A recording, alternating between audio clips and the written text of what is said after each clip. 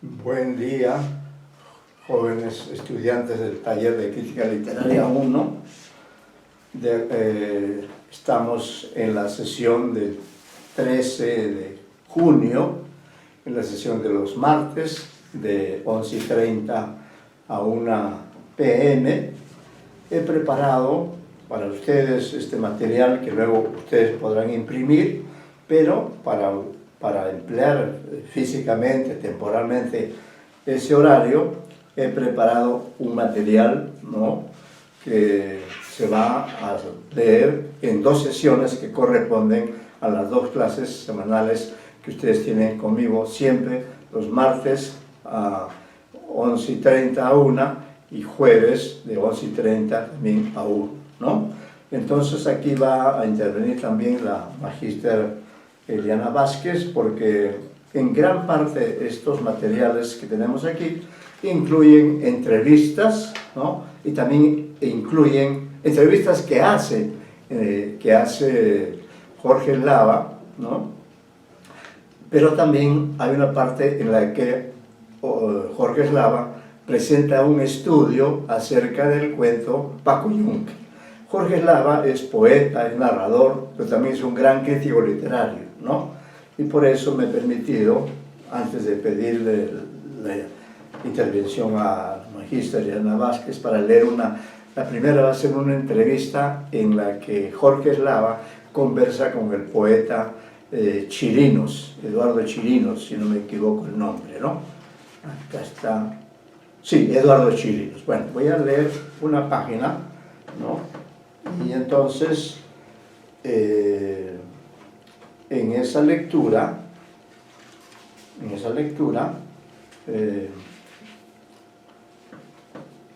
voy a decir lo que pienso sobre Jorge Eslava.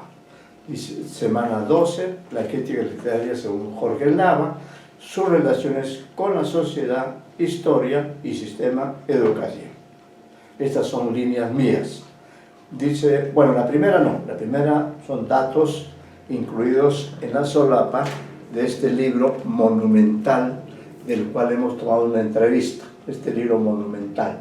Ya no le doy el título porque ya se los daré cuando reiniciemos las clases presenciales. Pero allí, el primer párrafo lo he extraído de la solapa de este libro, pero luego yo he hablado o he desarrollado algunas líneas merecidas hacia Jorge Eslava. Bueno, dice Jorge Eslava Calvo, Lima, 1953. Estudió Sociología y Literatura en la Universidad Nacional Mayor de San Marcos, donde obtuvo el magíster y el doctorado en literatura. Efectuó estudio de posgrado en Madrid y Lisboa. A lo largo de 4 décadas ha sido profesor de todos los niveles de nuestro sistema educativo. Ha publicado libros de poesía y narrativa, periodismo y ensayo. Ha obtenido premios nacionales e internacionales por su obra creativa. Es un apasionado deportista, gestor cultural y coleccionista de juguetes populares. El autor continúa con este trabajo su esmerada preocupación por la educación peruana, expresada en libros como, en cursiva, Adolescentes en la ciudad, una visión de la narrativa peruana del siglo XX, 2008, otro libro, Un placer ausente, apuntes de un profesor sobre la lectura escolar, de 2013, y Jugar a escondidas, una invitación para escribir cuentos en la escuela, también 2003, y Zona de Encuentro, lecturas urgentes para educación secundaria, fue realizado entre los años 2015 y 2016, con el auspicio del Instituto de Investigación Científica de la Universidad de Lima, centro de estudios donde Eslava se desempeña como profesor principal y director de la revista Lienz, esta revista que está acá, que ahora leeremos aquí la entrevista, ¿no? Lima, Fondo Editorial de la Universidad de Lima, 2017, 596 páginas, ilustraciones Estos datos que he leído son de este libro, de este gran libro llamado Zona de Encuentro. Ahí está para que usted lo vea, si quieren le toman una foto. Ya está. Bien, ahora sí vamos a leer lo que yo he escrito, lo que yo pienso, la manera como yo veo a Jorge Eslava. Digo, 4 libros de Jorge Eslava conservo en nuestra acogedora biblioteca. 2 puntos. Su novela Templado, 2004. El segundo, Las Marcas, Poesía Reunida, 2012. El tercero, Un placer ausente, Apuntes de un profesor sobre la lectura, 2013. Y el cuarto, su voluminoso libro Zona de Encuentro, Lecturas urgentes para educación secundaria, 2017. Aunque el título de este último peca de modestia, porque en realidad este volumen es indispensable para los estudiantes universitarios, en especial los de literatura, educación, comunicación y ciencias sociales. A través de sus casi 600 páginas, ofrece información valiosa y actualizada sobre la realidad nacional y la literatura. Dentro de esta última incluye entrevistas a destacados expertos en poesía, novela, cuento y teatro. En verdad, Zona de Encuentro es una imprescindible enciclopedia para toda persona que aspire a poseer una cultura profunda acerca de la historia y de la literatura peruanas. Agradezco a mi amigo y colega Jorge Eslava por haberme incluido en algunas páginas de su monumental libro para conversar acerca de, comillas, Los gallinazos sin plumas, 1955, de Julio Ramón Ribeiro, Un mundo lleno de carencias, páginas 381 a 394. Asimismo, le reitero mi gratitud por haber hecho posible, con su informe favorable, la publicación de mi libro, Julio Ramón Ribeiro, creador de 2 mundos narrativos, Lima, Universidad de Lima, Fondo Editorial 2020. Jorge Eslava hizo la presentación virtual de mi tercera obra sobre Ribeiro en plena época de la pandemia. En la Universidad de Lima compartimos la amistad y el trabajo de enseñanza de la redacción en el curso de expresión escrita que se dictaba en la Facultad de Ciencias de la Comunicación.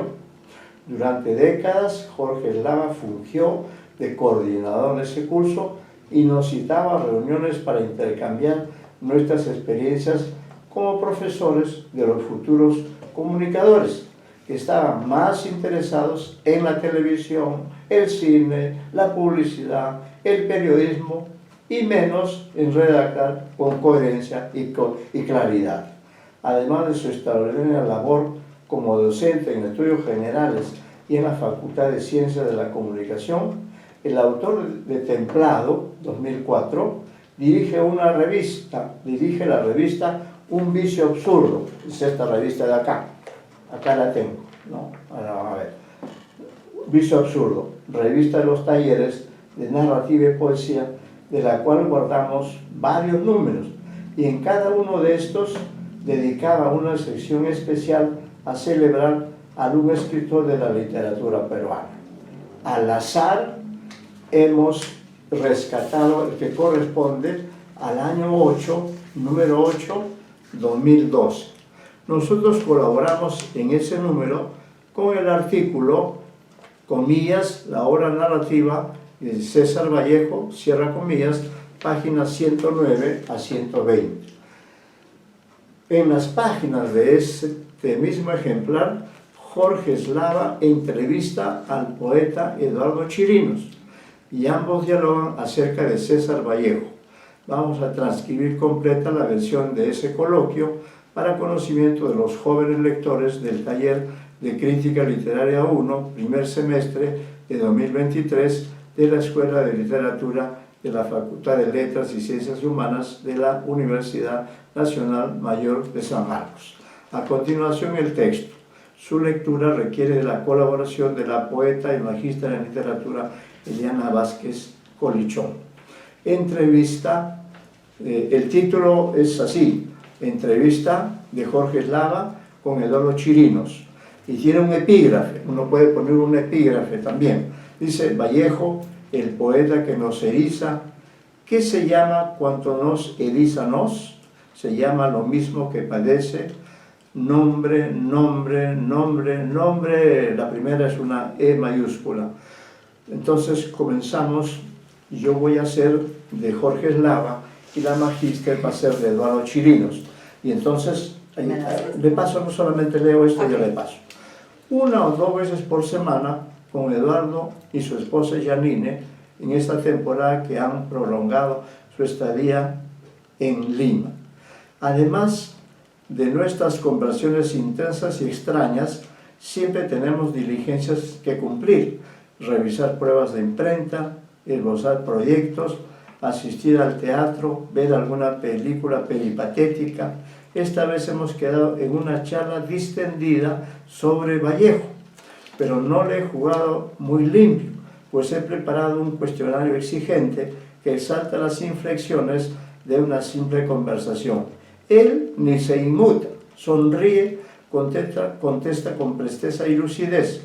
Su erudición mantiene un orden sorprendente, bañado de manera natural con la luz de los afectos. Entonces yo voy a hacer el Jorge Eslava y usted va a ser Eduardo Chirinos. Yo seré Eduardo Chirinos. Entonces, la primera pregunta dice, en esta revista Vicio Absurdo: para explorar la poesía de Vallejo, ¿te fue indispensable rastrar en las vicisitudes de su vida? No necesariamente. Mi primer contacto con la poesía de Vallejo fue como el de muchos, en un texto escolar, pero bastó la lectura de esos poemas para convencerme de que las vicisitudes de su vida debieron haber sido excepcionales. Detrás de un poema excepcional hay una vida excepcional, aunque a primera vista a muchos les parezca monótona y gris, como la de Buren, por ejemplo. Se discute ahora sobre el aura emocional del poeta, si era taciturno o efusivo, austero o intemperante, en un afán de reajustar su imagen. ¿Cuál es el retrato interior que tienes de César Vallejo? Chirinos dice: el retrato interior que tengo de Vallejo, como el que tengo de todos los escritores que leo y admiro, se ha conformado a partir de la lectura de sus obras. No siempre tenemos la suerte o la desgracia de conocer de cerca a un escritor. A la mayoría de ellos no podemos preguntarle nada que no provenga de sus propios textos, así que no nos queda más que diseñar esa aura que tal vez nunca tuvieron a través de lo que nos dejaron en su obra. Y aunque debemos reconocer que un autor no siempre llega a parecerse a la imagen que los lectores nos hacemos de él, su obra lo perfecciona y justifica. ¿Y cuál crees que era la imagen que tenía Vallejo del ser humano?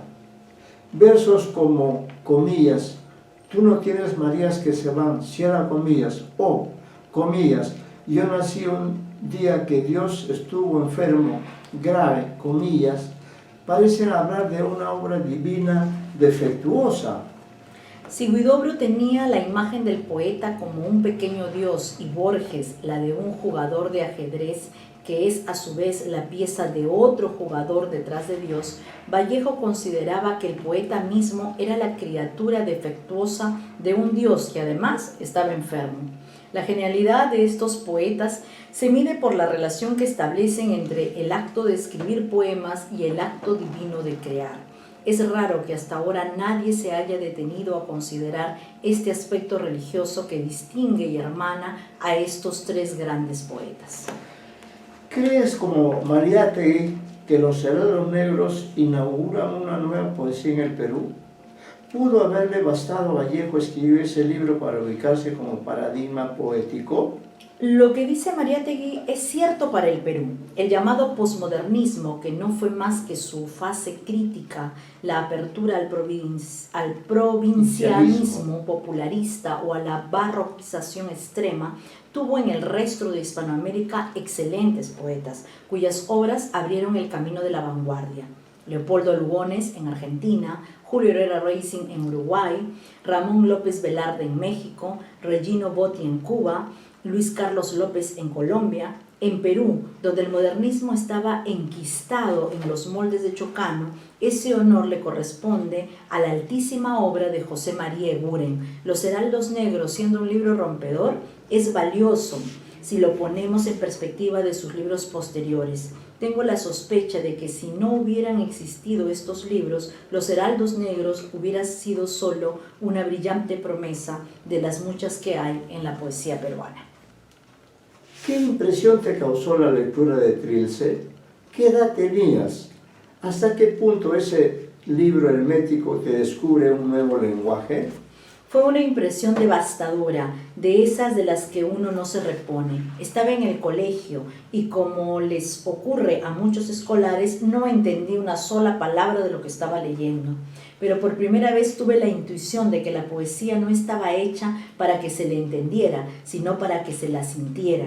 Y como lo sabemos todos, para sentir, amar o rechazar algo, no necesariamente tenemos que entenderlo. Lo que Vallejo me decía en Trilce no me lo decía ningún otro poeta. Yo oscuramente comprendí que me hablaba desde las profundidades de la poesía y, lo que es más importante, me estaba convenciendo de que podía escribirla. ¿Te sigue pareciendo un libro fascinante y difícil? ¿Cuáles son las claves principales que has encontrado para desentrañarlo? A través de los años me sigue pareciendo un libro fascinante porque es difícil, pero no difícil en el sentido en lo que lo es, por ejemplo, una adivinanza, un acertijo o un problema matemático. Es difícil porque nos enfrenta de golpe a nuestra condición humana, que no tiene nada de fácil. De ese modo ocurre la paradoja de que los poemas nos dicen una vez que el lenguaje se muestra insuficiente para decirnos. Correcto. Siempre me resultó muy gráfica la afirmación que Vallejo, especialmente en Trilce, más que referirse al dolor, daba nacimiento a una expresión dolorosa, como si su lenguaje nos acercara más a un acto exasperado. Vallejo entendió mejor que nadie que el hombre, atravesado por el dolor de su siglo y de sus miserias sociales y personales, solo podía ser expresado en un lenguaje que estuviera atravesado por ese dolor y esas miserias. Un lenguaje que mostrara con humanidad y vergüenza sus costuras, sus remiendos, sus inesperadas caídas. Vallejo expresó mejor que nadie lo que significaba proponerse hacer hablar al dolor en vez de hablar del dolor. Parece haber consenso de que la cima del poeta está en Poemas Humanos. ¿Eres de la misma opinión? Soy de la misma opinión, de la misma manera que muchos críticos no pueden explicarse el enorme salto que hay entre Los Heraldos Negros a Trilce. A mí me cuesta explicarme la genialidad que supone el salto mortal de Trilce a un libro donde lo doloroso, lo indecible y la imperfección están al servicio de la solidaridad humana expresada en la más alta poesía. Han pasado los años y no puedo leer sin emocionarme poemas como Me viene hay días una gana ubérrima o Considerando en frío imparcialmente.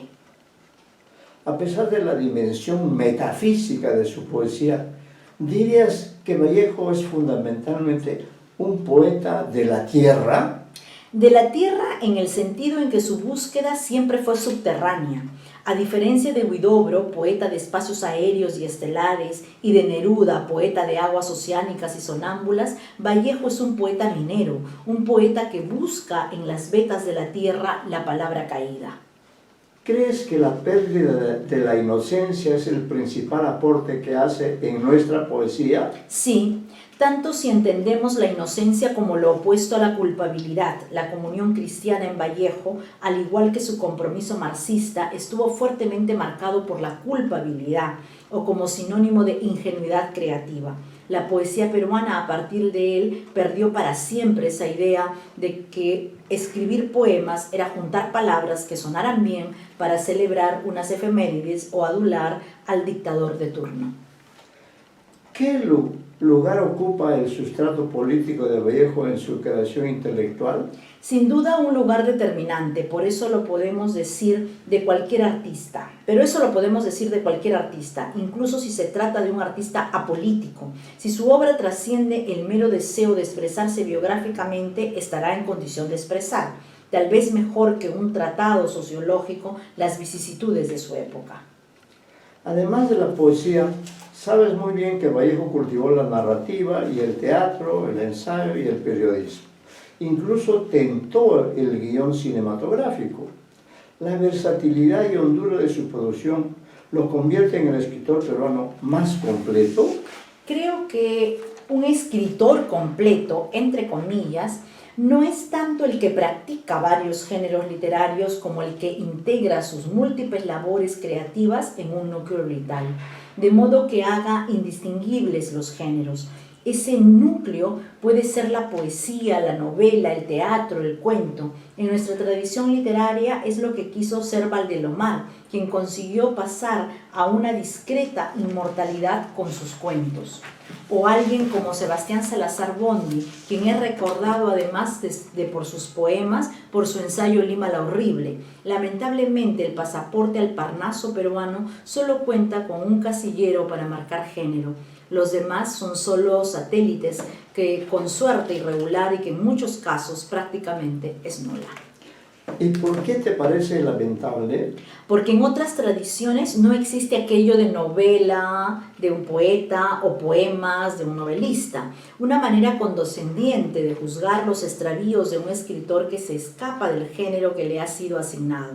En este sentido, me da la impresión de que Vallejo es percibido como el autor de una portentosa obra poética gracias a la cual accedemos a piezas narrativas y teatrales que hoy por hoy son coto privado de los especialistas. Se trata de poner en perspectiva su obra teatral y narrativa sin perder de vista su poesía, el núcleo esencial de su obra, pero sin someterla a ella.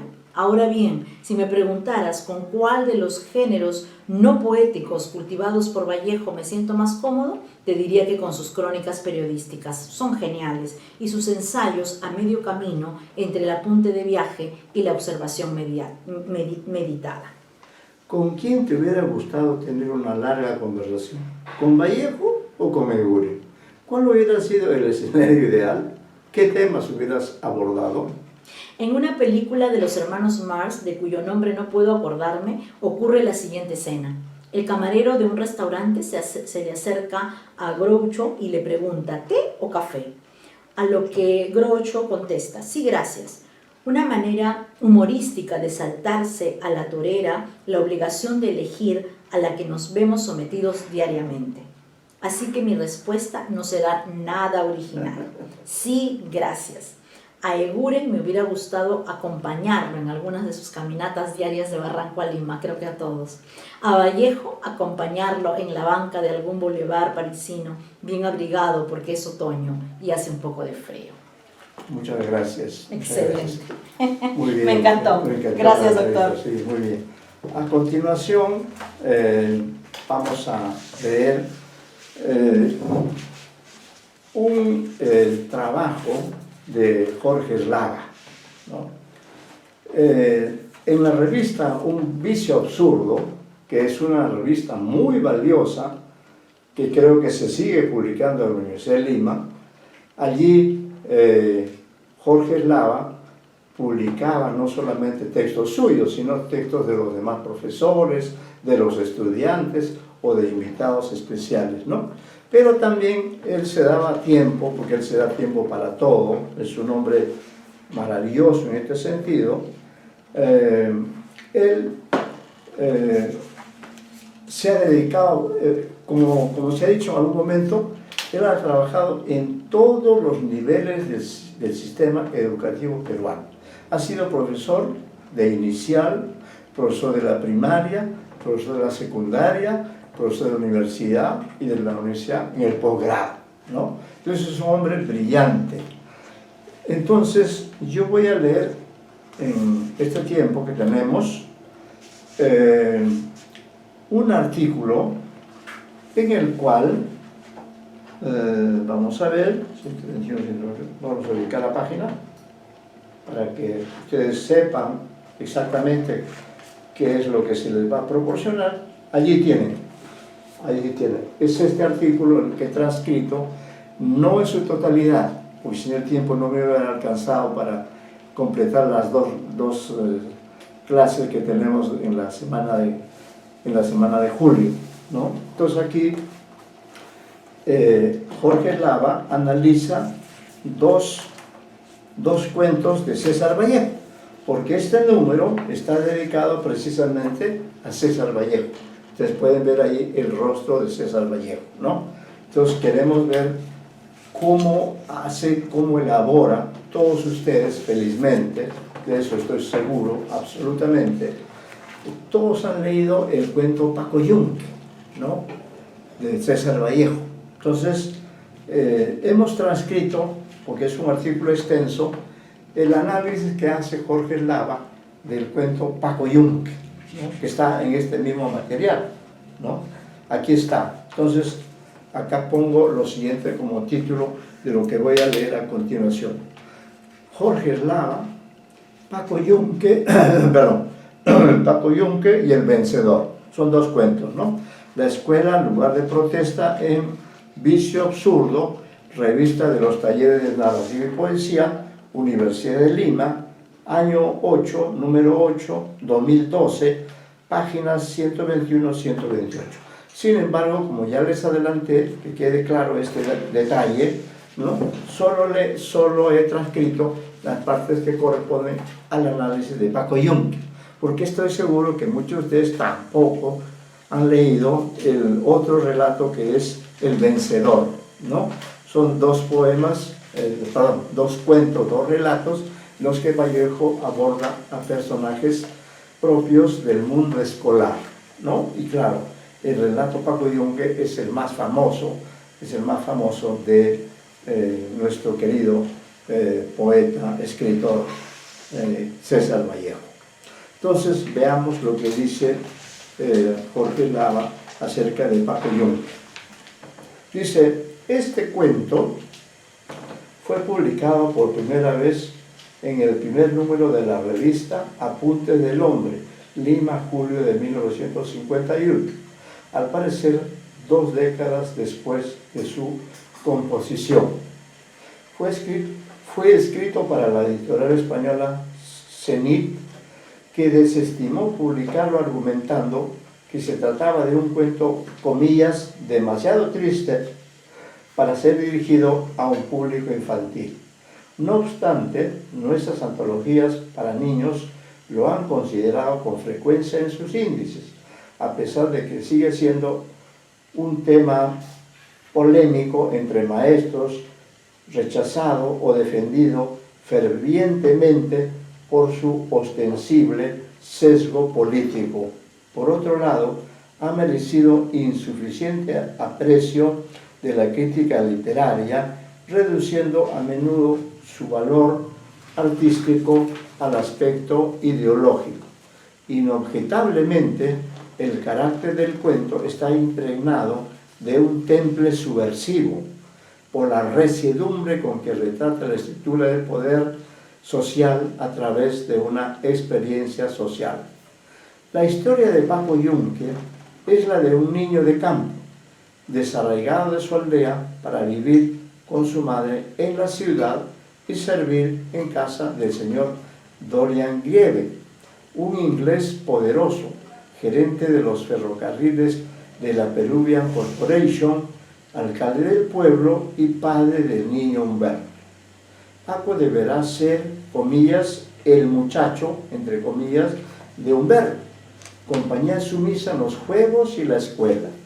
El cuento se inicia precisamente con la llegada de Paco Yunque al colegio, acompañado solo de su madre. En medio del desequilibrio emocional del protagonista, provocado por el impacto de las correrías y el griterío de los muchachos, la solemnidad del aula y del profesor, se le asigna como compañero de carpeta a un niño de su misma edad llamado Paco Fariña. Con retraso llegará Humberto Grieve, que no acepta la tibia amonestación del profesor y se empeña en adueñarse de Paco Yunque.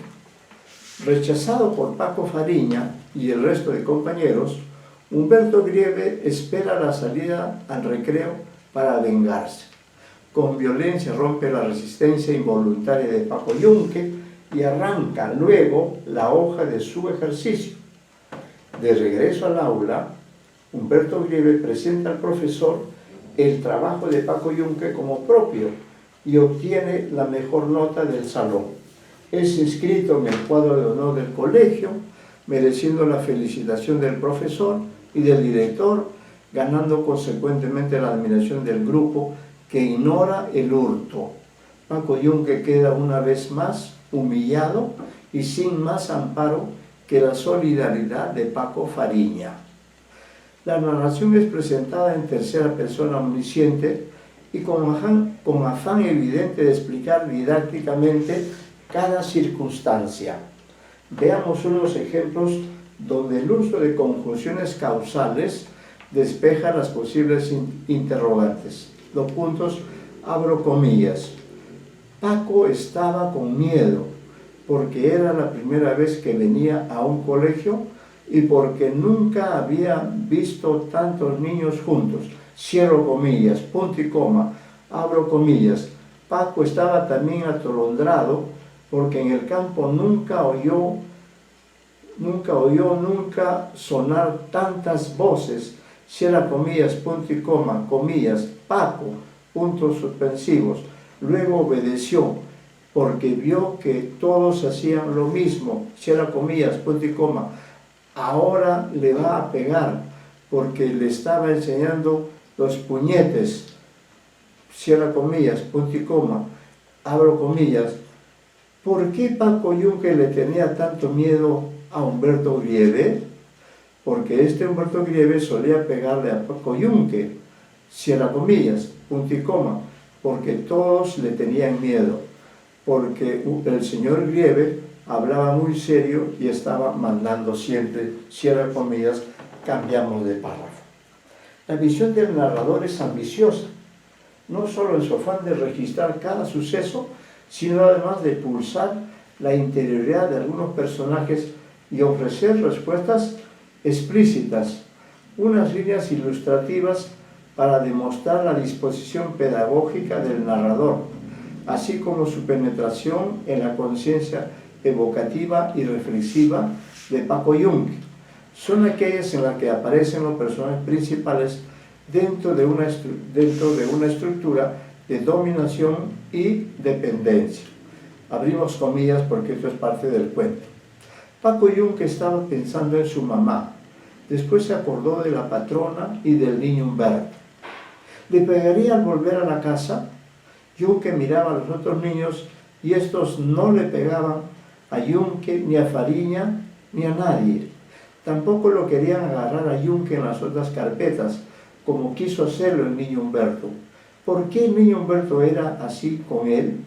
Yunque se lo diría ahora a su mamá, y si el niño Humberto le pegaba, se lo diría al profesor. Pero el profesor no le hacía nada al niño Humberto. Cerramos comillas. El orden patente de desigualdad se acentúa en las prerrogativas que se atribuye Humberto Grieve, falseando y maltratando a todos en virtud del poder económico y político de su padre, de tal modo que el gran protagonista del cuento resultaría ser Dorian Grieve, cuya presencia subrepticia es altamente perturbadora, vigoroso fantasma que subyace en el temperamento del cuento. Dice Paco Fariña, comillas, Grieve ha llegado tarde y no lo castigan porque su papá tiene plata. Todos los días llega tarde. Cierra comillas, punto y coma. Replica Humberto, comillas, exclamación. Claro, porque mi papá tiene mucha plata y me ha dicho que va a hacer llevar a mi casa a todos los peces del mar, para mí, cierra comillas. En torno a esta figura hegemónica, los dos personajes componen un esquema social inequívoco, un orden en conflicto entre opresores y subordinados. De ahí que la prepotencia y el miedo sean las vibraciones emocionales más ostensibles del relato. Cada uno de los personajes principales cobra carnalidad e interioridad en el relato que construye el narrador, mientras el grupo de alumnos aparece más bien bajo un retrato conductista, actuando como una comparsa que reacciona frente a las situaciones crecientes e enfatizando la tensión de la historia.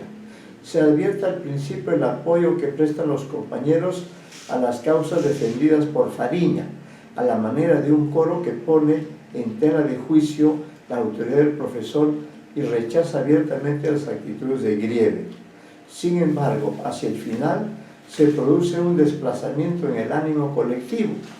Inscrito el nombre de Humberto Grieve en el cuadro de honor del colegio, el grupo se rinde ante lo que parece una evidencia incontrastable y deja más solos que nunca a Paco Yunque y a Paco Fariña.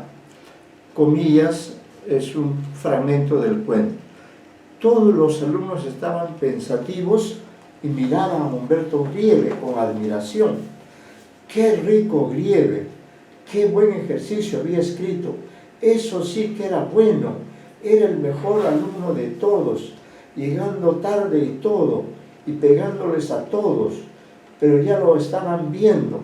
Le había dado la mano al director, Humberto Grieve, el mejor de todos los del primer año. Se cierra ahí la referencia al cuento. Y continuamos. En la dicotomía dominio y dependencia que dividen los bandos, es notoria la clasificación de los personajes de la escuela. De un lado, los adultos representados por el profesor y el director, muy conscientes de su función autoritaria, entre paréntesis, pero cuyas potestades son administradas por Humberto Grieve y en última instancia por su padre, cierra paréntesis. Por otro lado, está el grupo de niños que muestra solidaridad con Paco Yunque, víctima directa del sistema. Humberto pareciera no tener lugar en esta escisión, sino actuara como enlace entre la alienación adulta comprometida con el poder económico y la desinteresada ingenuidad infantil. Dibujado con trazos gruesos, el niño Humberto se erige como un sujeto potencialmente adulto y representante de su clase social. Procede con doblez y violencia. Responde a las preguntas del profesor, comillas, con gran desenfado, entre comillas. Habla imperiosamente, entre comillas. Se pone, comillas, colorado de cólera, cierra comillas, y repite con insistencia su argumento más poderoso y mezquino. Dos puntos, comillas. Mi papá, puntos suspensivos, tiene bastante plata para comprar todo, cerramos comillas. Pasamos a otro párrafo. Paco Yunque aparece desde el inicio como un niño arrojado a un medio desconocido, la escuela, y sujeto a presiones sensoriales que le producen estados de desamparo y temor. Dos puntos, comillas. Paco estaba con miedo, cierra comillas, punto y coma. Comillas, estaba asordado, punto y coma. Comillas, no podía oír nada, cierra comillas, punto y coma. Comillas, Paco se pegó más a la pared y se puso colorado. Comillas, punto y coma. Comillas, al entrar al salón se puso pálido. Comillas, punto y coma. Comillas, un remolino se le hacía la cabeza. Comillas, punto y coma. Paco seguía muy aturdido. Comillas, cierra comillas, punto y coma. Estaba, comillas, estaba aturdido y se dejaba jalar como un trapo. Cierra comillas, dos puntos. Abro comillas. Paco Yunque tenía ahora más miedo, cierra comillas. Punto seguido. Esta parálisis instintiva del inicio encuentra a medida que avanza la historia, una salida de carácter reflexivo en la que el protagonista adquiere conciencia crítica. Dos puntos, abre comillas, exclamación. Qué cosa extraña era estar en el colegio, cierra admiración. Paco Yunque empezaba a volver un poco de su aturdimiento. Pensó en su casa y en su mamá. Cierra comillas, punto y coma. Comillas, ¿por qué el niño Humberto era así con él? Punto, cierra interrogación. Y si el niño Humberto le pegaba, ¿se lo diría al profesor? Pero el profesor no le hacía nada al niño Humberto. Cierra puntos suspensivos, cierra comillas, punto y coma. ¿Quién era el profesor? ¿Por qué era tan serio y daba miedo? Yunque seguía mirándolo. No era el profesor igual a su papá ni al señor Grieve. Más bien se parecía a otros señores que venían a su casa y hablaban con el patrón. Cierra comillas, punto seguido. Se trata de un progresivo conocimiento racional que enfatiza su condición de segregado, por lo que al final del relato nos deja la imagen humilde y sufriente de un Paco Yunque, comillas, llorando, agachado, cierra comillas. Plenamente consciente ante el consuelo inútil que le ofrece Paco Fariña. Con pocos rasgos, Paco Fariña configura un personaje sorprendente. Es el compañero de carpeta asignado a Paco Yunque. Tiene su misma edad y es quien hace rápidamente migas con el recién llegado. No sabremos más de él que el comportamiento que exhibe en el aula, sobre todo en relación directa con Paco Yunque. Nos basta, sin embargo, para suponer que con él se incorpora una categoría cara al psicoanálisis, el otro, el sujeto que se constituye en torno al reconocimiento de una imagen ajena. Punto seguido. Podríamos afirmar que Paco Yunque y Paco Fariña son dos mitades de una misma esfera. El primero de tendencia subjetiva, de abstracciones y actividad reflexiva diferida hasta la pasividad, punto y coma, mientras que el segundo aparece marcado por la realidad objetiva y la reacción espontánea. Opuestos y complementarios, ambos asumen las situaciones de injusticia como una unidad escindida. El yo resignado y dolido de Yunque encuentra su canal de expresión y reclamo en el papel del otro que cumple Fariña. Observado así, no es fortuita la elección de nombres idénticos y de apellidos simbólicos, cuya carga política es significativa. Dos puntos. Yunque no es solo un bloque de hierro que recibe golpes, exacto significado para el personaje, sino además el trabajo manual realizado a fuerza de martillo. Y esta herramienta nos lleva a la insignia bolchevique del proletariado industrial. Y Fariña nos remite semánticamente a harina. Dos puntos. Polvo de trigo, faena en el campo, herramienta de labranza. Punto. Es decir, la hoz y el martillo, unidad comunista entre trabajadores del campo y de la ciudad. Por eso, cuando Paco Yunque se ve afectado por el maltrato, un Fariña complementario y resuelto eleva su voz de protesta. Estas son voces de Fariña. No le castigan porque su papá es rico. Le voy a decir a mi mamá. El profesor le oyó y se plantó enojado delante de Fariña y le dijo en alta voz: ¿qué está usted diciendo? Humberto Grieve es un buen alumno, no miente nunca, no molesta a nadie, por eso no lo castigo. Aquí todos los niños son iguales, los hijos de ricos y los hijos de pobres. Yo los castigo, aunque sean hijos de ricos. Como usted vuelva a decir lo que está diciendo del padre Grieve, le pondré 2 horas de reclusión. ¿Me ha oído usted? Y ahí termina la cita del cuento. Observar el desenvolvimiento de las modulaciones que presenta la conducta del profesor es sumamente ilustrativo en el esquema dicotómico. Al principio aparece con rasgos firmes y sin matices. No es más que una autoridad convencional. 2 puntos, comillas. El profesor volvió a su pupitre y, después de echar una mirada muy seria sobre todos los alumnos, dijo con voz de militar: siéntense, cierra comillas, otra punto y coma, comillas. El profesor dejó de escribir y preguntó con voz enérgica, cierra comillas, punto seguido. En el curso del relato, esta imagen inflexible y sin fisuras empieza a mostrar los resquicios de una autoridad servil y, acaso, indeseada por él mismo. El narrador provoca situaciones concretas donde la equidad exige una conducta firme y responsable por parte del profesor, pero su mala conciencia lo debilita y desmoraliza.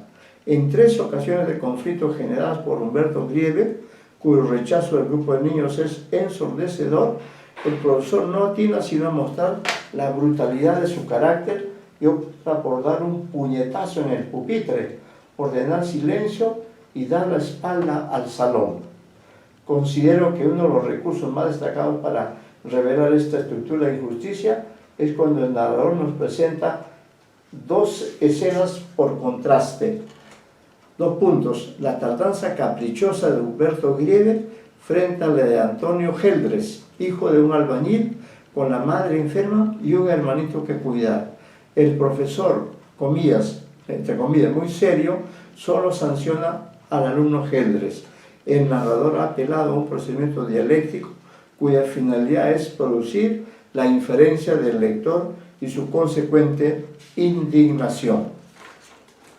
Los escenarios del cuento se alternan entre el patio y el aula del colegio, con el agregado de las imágenes evocadas por Paco Yunque de su comunidad y de la casa de los Grieve. El contrapunto inicial de colegio y campos pondrá ante el protagonista la evidencia de 2 realidades culturales distintas. 2 puntos, cita del cuento. En el campo se refiere a lo que piensa Paco Yunque. En el campo no oyó nunca sonar tantas voces de personas a la vez. En el campo hablaba primero uno, después otro y después otro. A veces oyó hablar hasta 4 o 5 personas juntas. Era su padre, su madre, don José, el cojo Anselmo y la Tomasa. Con las gallinas eran más, y más todavía con la acequia cuando crecía.